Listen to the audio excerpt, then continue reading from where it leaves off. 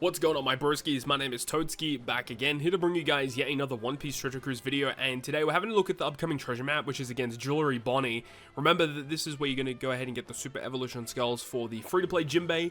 The Jinbe is like okay, but you know, it is what it is. Make sure to go ahead and play that PKA, get the Jinbe so you can actually super evolve him, and remember that if you actually look down at the boosted list, when you actually get like the Jinbe and you have him evolved, like you get like extra stuff or whatever, but yeah, either way, like you want to get Jinbe, you want to get him evolved because he's going to be useful in like random pieces of content in the future, I'm sure of it, so make sure to go ahead and get that done.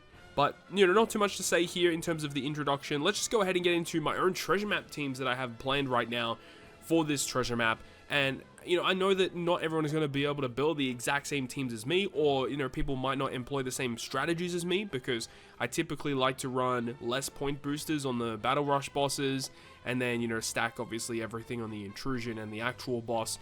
But I want to give you guys my video, my thoughts and opinions, and how I'm tackling each of these bosses, as it may give you some ideas as to how you want to go ahead and challenge each of these bosses. So without further ado, let's get into it. So taking a look at our first boss fight is going to be against not Jewelry Bonney, but Chopper. The Battle Rush boss here against Chopper. Now, the thing here is that the enemy has like 6 turns of threshold and damage reduction, and the best way around it is to just avoid it completely, which is what we're doing here. We also have the hunger that we have to deal with, and I believe it's the Sanji on this team that has hunger removal. Yeah, so with Sanji, he'll be able to remove 2 stacks of it at level 5, which is exactly what we have to remove. And we're using Carrot as our captain because she'll be able to bypass those effects. And, you know, Carrot obviously gives an all boosting effect. We have the support of Dogstorm to give an attack boost to some of our key characters. And then we have Zorojiro to wave clear the first 2 stages. So I'm not 100% sure if this is going to be like the team that I stick with throughout the entire run of TM. But it's going to be able to work, so that's not really going to be a big issue at all. So yeah, this is what I'm sticking with at the moment, but things may change in the future. But it's just very basic stuff in order to get through the first Battle Rush. Alright, so having a look at the second Battle Rush against Brook, this team, they really want you to bring Exchange Legend Ace and the free-to-play Whitebeard from last month's treasure map. These 2 characters in tandem are able to remove most of the gimmicks here. The only thing that it actually doesn't remove is like 1 turn of burn, because for some reason it says you're inflicted with 6 turns of burn. Whitebeard only removes 5 turns of it, I believe. So that's a little bit of a weird conundrum. I don't know why they've done that specifically. But with this team, we've got Kuma, who is just a fixed damage wave clearer, so we can clear the turtles. And then ideally, we would use the Izo Okiku special on stage 2 to not only wave clear that stage, but also get a chain lock that we can carry for multiple turns. I mean, alternatively, we're going to be running double ace, so we could just use like an ace special on stage 2 to also wave clear. There's a couple of different options. Stussie's here because she's a relatively high point booster. Strength shooter works with the rest of the team, no major issues there. We've got Drake support on Ace, so that when we use Ace's special, we get an attack boost. And then we've got the Kids support on Whitebeard to get a color affinity boost. Of course, we have Stussie that also gives color affinity as well, but it doesn't really matter at the end of the day. This team should be able to last for quite a long time.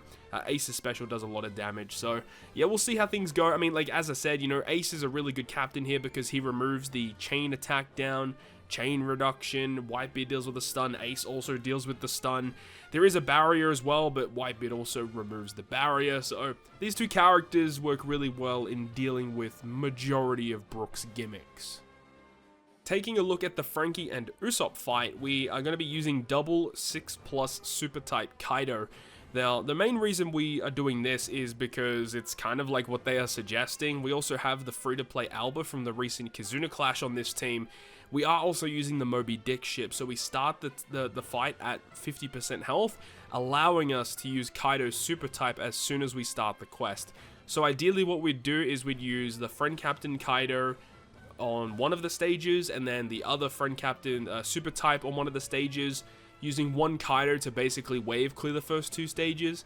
And then when we reach the final stage, we can use Alba, and then all the stuff from Kaido, and that should be enough to kill. Once we kill, he revives, does damage, Kaido does what he does, we will be able to use both specials automatically once again, and then we basically win. We also have Roger Odin, who can also technically wave clear one of the stages, like just running point boosters, but like Kaido and Alba is basically all you need to get through this, and then just some filler units along the way, and that's all we're really doing just to ensure that we get victory versus Franky and Usopp. Having a look at the Jinbe Battle Rush fight, this Jinbe fight's really annoying, but what we are doing is we have Nami and Carrot as our captains here. Main reason for that is because their special will remove a ton of bind on our subs, which is what occurs, and also their special does change block slots into matching. Nami and Carrot just work really well here. The Shanks will allow us to get an attack boost, remove the paralysis of course, which is kind of important. There is nullified damage, which the Franky and Usopp rare recruit are able to remove. That's the whole reason why they're here. If you don't have Franky Usopp, you would want to use the Int Film Red Sanji TM free-to-play character, or the Psy free-to-play Sanji. There's a couple of options for damage nullification, thankfully. There is a barrier, but in my eyes, I am going to just try and attack through it. You know, Franky Usopp do have barrier penetration, so I could just use them to try and do a lot of damage. As, you know, when we use Kara and Nami special, that will give us a chain boundary too, so that's going to give us a lot of damage. Blackbeard is here because he's just a stat stick, really. And then we've also got Vista, who is going to enable us to wave clear the first two stages very comfortably.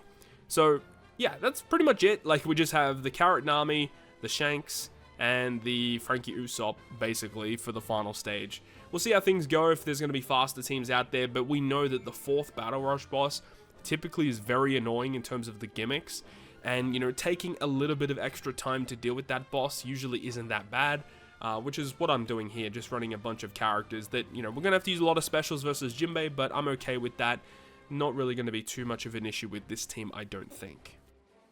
So now we get to the final boss against Jewelry Bonney, and this is the team that I'm thinking of here. Now, I've gone through a lot of different iterations in trying to figure out how I want this team to work. The main issue is I wanted to use Lilith as my captain, but there was a bit of an issue with the fact that, you know, to use her super type, you do need a full cerebral team, and that's actually kind of annoying to do if you don't have, like, all the boosters, of course. So the way that I've done it is I'm running this team, and I do have Bon Clay, which does have the capabilities of changing his own class into cerebral, so that's the way I'm going to deal with that. The friend captain obviously is going to be the Max Booster Nika Robin rare recruit from the recent Treasure Map Sugo Fest. Now on stage 2 we're going to be dealing with the special reverse due to Bon Clay. We have the support of the Hancock Nami Robin character, which says on stage 2 get -1 cooldown. So after the preemptive, that support should trigger, minusing the cooldown of Bon Clay, because he does have a cooldown reduction special, but for some reason he doesn't have a crewmate ability to resist special reverse, so it's a bit fascinating. So that should enable us to get around that. We get the full board of recovery slots, which is dope, and then we can change his color and classes and stuff like that. Now, we have to deal with attack down, we have to deal with defense up, we have to deal with that barrier. And luckily for us, the free-to-play Jinbe kind of deals with all of that. Jinbe removes 5 turns of attack down, he removes 5 turns of defense, he changes the left column slots into int and changes his own slot into tandem and locks his own slot, so we can use the int slots to get around the barrier that occurs. And there is 6 turns of attack down, Jinbe removes 5 of that. We do have the support of Chopper on Sanji, which does remove an additional turn of attack down for us, and that's the way we deal with all the gimmicks there. When we reach the final stage, there's a lot of despair. 12 turns of that goes down to 9 after sockets, of course. Now with Lilith and the friend captain Robin, we're able to remove all of the despair completely, which is great. The block slots can be removed via Lilith's super typing or super classing effect. And then we also have the chain attack down, or the chain reduction, should I say, with the chain attack down. But with Sanji removes the chain reduction for us, which is fantastic. And then we also have the defense down, because the enemy does have increased defense for 6 turns. Typically very annoying to get around. But we also have the Robin, friend captain, with her special, does go ahead and reduce enemy's defense to 0, which we are able to do. And then, of course, we can just go ahead and get the kill. We do have the Law character, of course, who can give a very significant attack boost to Cerebral, and then also he does have increased damage taken that can inflict on the opponent. So this is a relatively solid team, I think. I think it will be able to last a relatively long time. Sanji can also give an attack boost, but I mean, we've got Law for an attack boost. We are given a minor 1.1 boost, but when you use Lilith's special, that will actually like negate that attack boost that you're given, so that's kind of nice that we don't have to deal with that. yeah, so we'll see how things go. I think this should be relatively solid moving forward. I don't think there's going to be too many issues, I don't think, but we'll see. Sometimes there's going to be something that will pop up randomly that causes an issue, but at this current point in time with the friend captain Nico, Robin, this team should work. And finally, moving on to the Intrusion battle against Lilith herself. Now, against Lilith, this is the team that we're using, once again with the friend captain of Nico, Robin, and also Clay making a reappearance. He's just so good for this. And then, as I said, Nico, Robin, friend captain is going to be important. As for my own captain, I am using the Yamato that came out during New Year's. I didn't want to go down this route, but she is actually pretty useful. She removes bind, which is great as a captain, and she's a booster. There aren't really other good bind removers, unfortunately. There's really not a lot of good bind removers, considering how much bind is on the Intrusion. It's kind of frustrating, but, Yamato just ignores the bind completely, which is great. We don't have to worry about it. So speaking of how this fight works, on stage 2, as we said, Yamato removing the bind. The paralysis is completely removed via all the supports on this team. So we've got the Mr. 1 and Double Finger on Clay to remove 4 turns of that. We have the Chopper on Sanji to remove 1 more turn. And we also have the Nami on Yamato to also remove 1 turn of the paralysis. So we don't have to worry about 6 turns of paralysis. That's all well and good. The Hunger is removed via the V1 Bonney. Great that we're able to use her, that's fantastic. And then to get a full board of slots, because type slots are counted as badly matching, we would go ahead and obviously use the Clay special. We need to do it to get the activation of Mr. 1 support. So we're going to have a full board of recovery slots, which will be beneficial for the crew.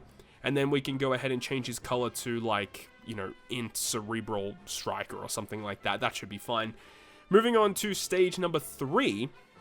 We are able to remove the slot bind actually with Bonney. A lot of people forget about this with Bonney, but her special is one of the only specials in the game that does remove 10 turns of slot bind for the whole crew. So I like the fact that they actually boosted this random character out of the blue that actually works. So Bonney works great here, removing that slot bind. To remove the resilience, as we said, we're going to be using the friend captain Nico, Robin, and then to remove the attack down, we have the Lilith on the crew as well. So with all of this, we are able to get through it. The only thing that I am a little bit concerned about is the amount of HP that we are going to have. Because when we reach stage 2, we get a 50% health cut. When we reach the last stage, the enemy inflicts the pain debuff, where we get dealt 18,000 damage per special launched. So that's the only thing that we're going to have to take a look at and see whether or not that's going to be a way forward with this team. We're not using Yamato special at all. Sanji special isn't really needed here either, which is kind of crazy. So we'll see. We'll see how things go. Hopefully we have enough damage to get through it. You do see that we have the support of the Film Red Luffy on Bonney. Literally the only reason for that is because when we use Bonney's special, that support will trigger to give her a matching slot. Literally the only reason why we do that. But we'll see. We'll see how things go. It's a bit of an awkward one. And yeah, I don't know about this one. Even though, we're using Yamato as a captain, and her captain does boost all other characters' attack, which is good. It gives the big boost, obviously, to Striker and Slasher, but it does actually still give a boost to everyone else. So you can still run like a rainbow team, even though we're not really using Yamato for anything, aside from the fact that she has decent multipliers that allows us to get around the bind. It's a bit of a weird team, but we'll see how it goes. Hopefully we figure out something a little bit better later on, but I think for now this should be okay. We'll see. We'll see once it all comes out. And when Treasure Map does drop, make sure to stay tuned to the channel, as we'll have a playthrough with the teams that you've seen in this video today. With all of that being said, that is going to wrap it up for me. Thank you so much for watching the video, and if you guys did enjoy it, make sure to go ahead and leave a like. And if you want to stay up to date with all the content I post, including more One Piece Treasure Cruise content, make sure to hit the subscribe button down below. On that, guys, I'll see you guys within the next video.